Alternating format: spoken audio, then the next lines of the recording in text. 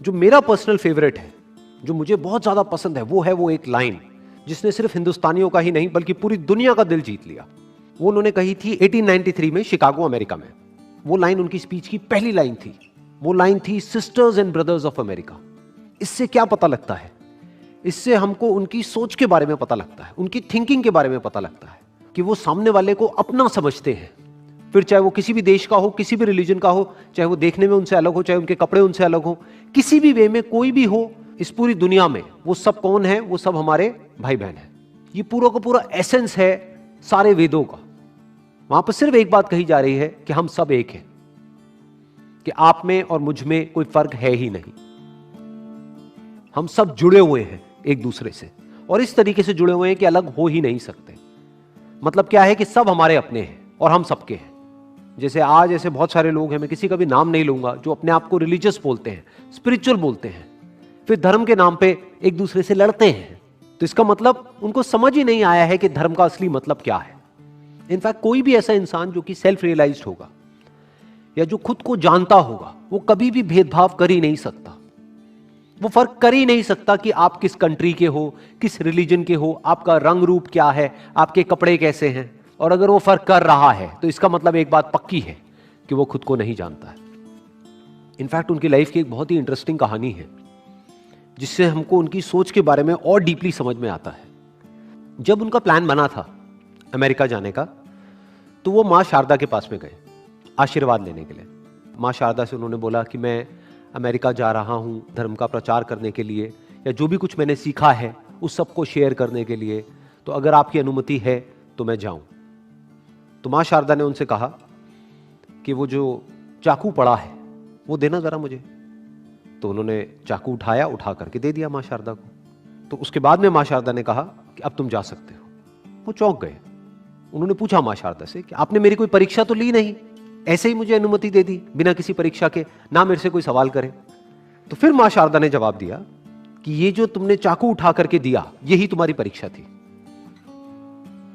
अगर तुम्हारी जगह कोई और होता और ये चाकू मुझे देता, तो वो जो उस चाकू का लकड़ी वाला हिस्सा था उसको खुद पकड़ता, और जो धार वाला हिस्सा था वो मुझे पकड़ाता। लेकिन तुमने ऐसा नहीं किया। तुमने धार वाले हिस्से को खुद पकड़ा और लकड़ी वाले हिस्से को मुझे पकड़ाया, जिससे कि अगर चोट लगनी भी है तो तुम्हें लग जाए लेकिन मुझे ना लगे। तो तुम खुद का बुरा करने के लिए भी तैयार हो सामने वाले के भले के लिए। इससे मुझे यह समझ में आता है, मां शारदा बोली कि इससे मुझे यह समझ में आता है कि अब तुम पूरी तरह से तैयार हो, तो अब तुम जा सकते हो। फिर वो गए। तो इससे भी क्या पता लगता है? उनकी सोच। तो उनका जो पहला और सबसे फेमस कोट है वो है, arise, awake and stop not until the goal is reached. मतलब कि उठो, जागो और तब तक मत रुको जब तक लक्ष्य की प्राप्ति ना हो जाए। ये क्या कहा जा रहा है और किससे कहा जा रहा है?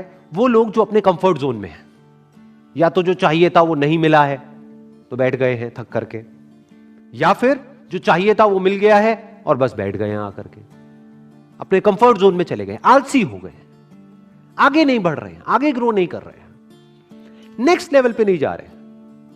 ये उनके बारे में कहा जा रहा है कि अगर आप अपने कंफर्ट जोन में हो और थक करके बैठ गए हो क्योंकि जो आपको चाहिए था वो आपको नहीं मिल रहा है, तो अपने लक्ष्य के लिए आगे बढ़ो। क्या बैठे हो थक करके? क्या रो रहे हो बैठे बैठे? उठो, जागो। सोए क्यों हुए हो? क्यों अपने आप को कमजोर समझ रहे हो? क्यों ये समझ रहे हो कि मैं कुछ नहीं कर सकता? अरे आप सब कुछ कर सकते हो, ये कहा जा रहा है। और तब तक मत रुको जब तक लक्ष्य की प्राप्ति ना हो जाए। तो इसके दो अलग अलग एंगल्स हैं। एक ये, जब तक कि इस दुनिया में जितना आपको चाहिए, आपको आपकी फैमिली को सरवाइव करने के लिए जो भी बेसिक आपकी नेसेसिटीज है, जो आपकी बेसिक नीड्स है, जब तक वो पूरी नहीं हुई है तब तक वो ही आपका लक्ष्य है। उस लक्ष्य को पाने के लिए जो भी कुछ करना है वो करो, बैठे मत रहो। एक स्टैंड पॉइंट इसका ये है देखने का। दूसरा किन लोगों के लिए कहा जा रहा है? जो एक्चुअल स्टैंड पॉइंट है, जिस स्टैंड पॉइंट से स्वामी जी ने बात कही है, जो बहुत कम लोग समझेंगे, वो क्या है कि अगर आपको आपका जो भी लक्ष्य था वो मिल भी गया है तो उसके बाद में ये नहीं कि बैठ जाओ, उसके बाद में ये नहीं कि सो जाओ कि जो मुझे चाहिए था वो मिल तो गया है, पड़े रहो, या प्लेजर्स में इंडल्ज हो जाओ, या पावर के पीछे भागने लग जाओ, या पैसे के पीछे भागने लग जाओ। ये बात नहीं कही जा रही है। क्योंकि ये कौन कह रहे हैं? कौन ये बात कह रहे हैं? जिन्होंने सब कुछ अपना छोड़ दिया ज्ञान के लिए। तो ये यहां पर ज्ञान की और अज्ञान की बात कर रहे हैं। ज्ञान किसका, अज्ञान किसका? खुद का, सेल्फ रियलाइजेशन, उसकी बात यहां पर कही जा रही है। वो आपका असली लक्ष्य है। क्योंकि अगर पूरी जिंदगी सिर्फ अपना जो लालच है या जो अपनी जरूरतें हैं उसी में ही उलझे रह गए, तो ये कोई जिंदगी थोड़ी ना है। ये जिंदगी का लक्ष्य नहीं है। जिंदगी का असली लक्ष्य क्या है? सेल्फ नॉलेज, सेल्फ अंडरस्टैंडिंग, उसकी बात यहां पर करी जा रही है। कि चाहे आपको बाहर की दुनिया में कितना भी मिल जाए, लेकिन अभी आपका लक्ष्य पूरा नहीं हुआ है तो बैठो मत, सोते मत रहो, उठ जाओ। आपका लक्ष्य क्या है? खुद को जानना। और जब तक वो लक्ष्य पूरा नहीं हो जाता है, जब तक खुद को आप नहीं जान लेते हो, तब तक मत रुको। यही एक इंसान का लक्ष्य होना चाहिए और यही एक इंसान का सबसे बड़ा लक्ष्य है। क्योंकि अगर आपने पूरी दुनिया को भी जान लिया और खुद को ही नहीं जाना तो क्या जाना? अगर आपने पूरी दुनिया को जीत लिया, मैं कहता हूं दुनिया छोड़ो, पूरे ब्रह्मांड को जीत लिया, लेकिन अगर खुद को ही नहीं जीता, क्या जीता? तो आप जीत करके भी हार गए। और ऐसे एक नहीं, दो नहीं, बहुत सारे एग्जाम्पल्स हैं। अगर आप हिस्ट्री को उठा करके देखोगे, जिन्होंने पूरी दुनिया को जीत लिया लेकिन जीतने के बाद भी खाली के खाली अंदर से। और ऐसे भी आपको एग्जाम्पल्स मिलेंगे जिनके पास जो कुछ भी था उन्होंने वो सब कुछ छोड़ दिया, लेकिन उसके बाद भी वो जीत गए। क्यों? क्योंकि उन्होंने खुद को जीत लिया। तो उसकी बात यहां पर करी जा रही है। तो जिंदगी का असली लक्ष्य क्या है? खुद को जानना। जिसने खुद को जान लिया, उसने सिर्फ खुद को नहीं जाना है, उसने भगवान को भी जान लिया। क्योंकि भगवान हमसे अलग नहीं है, भगवान हमसे दूर नहीं है, वो हमारे अंदर ही है। Every information is limited. पहले इसको अच्छे से समझ लेना, अगेन डीप हो जाएगा थोड़ा सा, मतलब नॉट टू श्योर। देखो, हमारे लिए जो दिन है, क्या वो चमगादड़ के लिए रात नहीं है? तो सही इंफॉर्मेशन किसको कहेंगे कि ये दिन है या ये रात है? सच क्या है कि ये दिन है अभी यहां पर या रात है? दिन है। दिन है। अच्छा, ये सच है। समझाओ, चमगादड़ को कन्विंस करो। Can you convince? नहीं सर। दैट चमगादड़, क्या वो आपको कन्विंस कर सकता है? नहीं सर। तो हो क्या रहा है? ये जो इंफॉर्मेशन हमारे पास आती है, ये इंफॉर्मेशन किसके थ्रू आती है? इन सेंसेस के थ्रू आती है। ये सेंसेस ही लिमिटेड है। इन सेंसेस के थ्रू जो हम इंफॉर्मेशन कलेक्ट करते हैं उसको हम सही मान लेते हैं, जबकि जरूरी नहीं है। अगर आप साइंटिफिकली इस बात को समझोगे कि जो भी हमको अपने सेंसेस से दिख रहा होता है वो सच नहीं होता है। जैसे सेंसेस के थ्रू क्या दिखता है? आसमान नीला है। क्या सच में आसमान नीला है?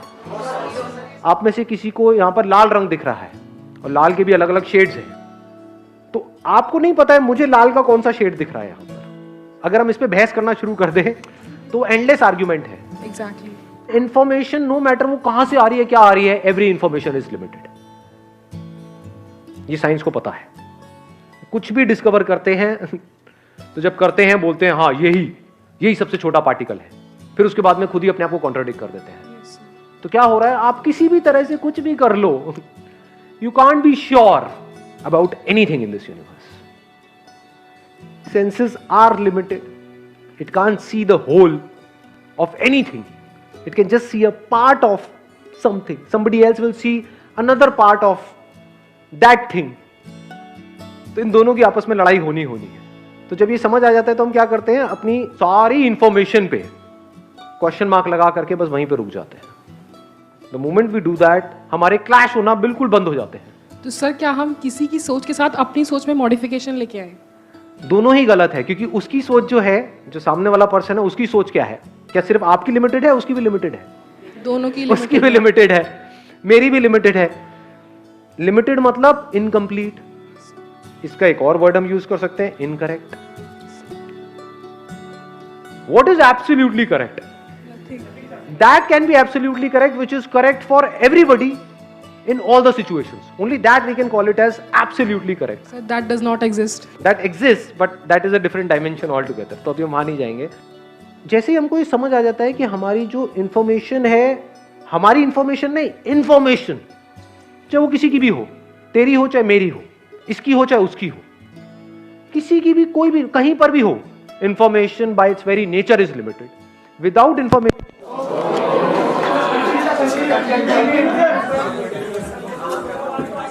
अभी यहां पे लाइव वो बात प्रूव हो रही है जो मैं बोल रहा हूं क्या आपको पता है कि लाइट दोबारा जाएगी या नहीं जाएगी? नहीं। मुझे पता है, लेकिन मैं मान लूं कि अब नहीं जाएगी, आप मान लो कि जाएगी और हम आपस में लड़ते रहें तो? जैसे ही हमको ये समझ आ जाता है कि I can't be sure about this information, without information I can't think, so I can't be sure about my thoughts, so just let it be. अब खेल खेल में एक दूसरे से हम बातें कर सकते हैं। अब कैसे बातें करेंगे? मुझे ये लगता है। दोनों में फर्क आ रहा है पकड़ में? जी। मुझे ये लगता है, आई मे बी रॉन्ग। आपको क्या लगता है? आपको ये लगता है। आप कहोगे सामने से मुझे जो लगता है वही सही है। हाँ, हो सकता है वही सही होगा। नहीं नहीं, वही सही है, लगता नहीं। हाँ हाँ, वही सही है। जाओ जी लो अपनी जिंदगी। जा सिमरन, जी ले अपनी जिंदगी।